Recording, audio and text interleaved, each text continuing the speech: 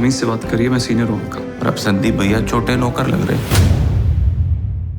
क्या पत्रकारों को पहले से हमास के हमले के बारे में पता था? ये बड़ा सवाल उठ रहा है कुछ फोटो जर्नलिस्ट के ऊपर।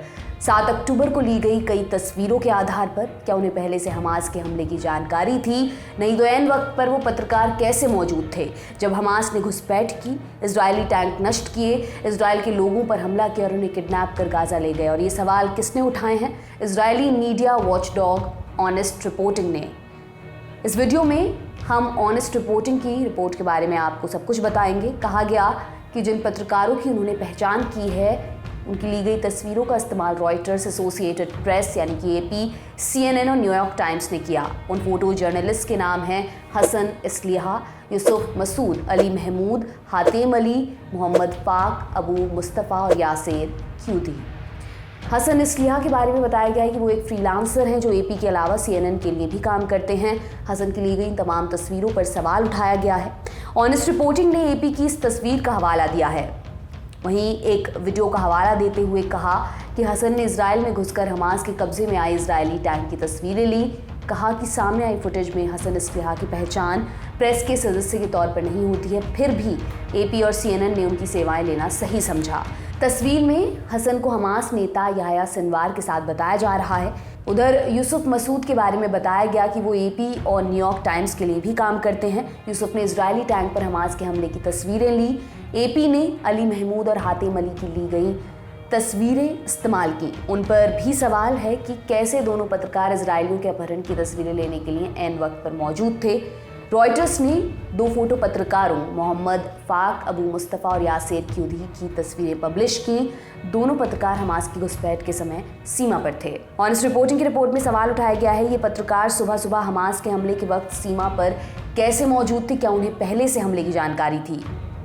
अब इस पर न्यूज़ एजेंसीज ने क्या जवाब दिया है उसके बारे में भी हम आपको बताते हैं। रॉयटर्स ने एक बयान में हमास के हमले की पहले से जानकारी होने से साफ इनकार किया। न्यूज़ एजेंसी ने कहा रॉयटर्स ने गाजा स्थित 2 फ्रीलांस फोटोग्राफर से तस्वीरें हासिल की जो 7 अक्टूबर की सुबह सीमा पर थे। उनके साथ रॉयटर्स का पहले से कोई संबंध नहीं था। रॉयटर्स ने जो तस्वीरें जारी की वो हमास की तरफ से दक्षिणी इजराइल में रॉकेट दागे जाने के 2 घंटे बाद और इजराइल की ओर से घुसपैठ की सूचना देने के 45 मिनट से अधिक समय बाद ली गई थी। ऑनेस्ट रिपोर्टिंग के आर्टिकल में बताई गई जगहों पर रॉयटर्स के स्टाफ ग्राउंड पर नहीं थे। डेली वायर की रिपोर्ट के मुताबिक AP ने भी कहा कि उसे हमले की पहले से जानकारी नहीं थी। रिपोर्ट के मुताबिक AP की ओर से कहा गया 7 अक्टूबर के हमले से पहले एसोसिएटेड प्रेस को इसके बारे में कोई जानकारी नहीं थी। AP की भूमिका दुनिया भर में ब्रेकिंग न्यूज़ घटनाओं के बारे में जानकारी जुटाना है, चाहे वो कहीं भी हों, भले ही वे घटनाएं भयावह हों। AP गाजा सहित दुनिया भर के फ्रीलांसर्स की ली गई तस्वीरों का इस्तेमाल करता है। वायनेट न्यूज़ की 9 नवंबर की एक रिपोर्ट में AP के हवाले से जानकारी दी गई कि AP अब हसन इस्लिहा के साथ काम नहीं कर रहा है। इधर न्यूयॉर्क टाइम्स की तरफ से कहा गया कि ऐसे सभी आरोप गलत हैं और इस तरह के आरोप इजराइल और गाजा में मौजूद उनके पत्रकारों की जान को खतरे में डालते हैं। मीडिया संस्थान ने कहा कि ऑनेस्ट रिपोर्टिंग के आरोपों के पीछे कोई ठोस आधार नहीं है। AP और रॉयटर्स की प्रतिक्रिया पर ऑनेस्ट रिपोर्टिंग ने कहा कि वो न्यूज़ एजेंसियों पर हमले की पहले से जानकारी होने का आरोप नहीं लगा रहे हैं। ऑनेस्ट रिपोर्टिंग ने कहा कि उसने अपनी रिपोर्ट में ऐसे फ्रीलांसर्स के साथ न्यूज़ आउटलेट के संबंधों पर कुछ गंभीर नैतिक मुद्दों को उठाया है जिनका जवाब मिलना चाहिए। इजराइल ने 7 अक्टूबर को हमास के हमले को कवर करने वाले फोटो जर्नलिस्ट के खिलाफ कार्रवाई की मांग की है।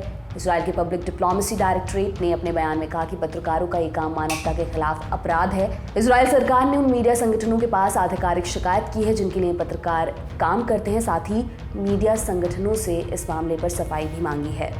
आपके लिए ये तमाम जानकारी जुटाई है हमारी साथी सुरभि ने। मेरा नाम दिव्यांशी सुमराव है। आप देखते रहिए दी लंदन टॉप। बहुत बहुत शुक्रिया।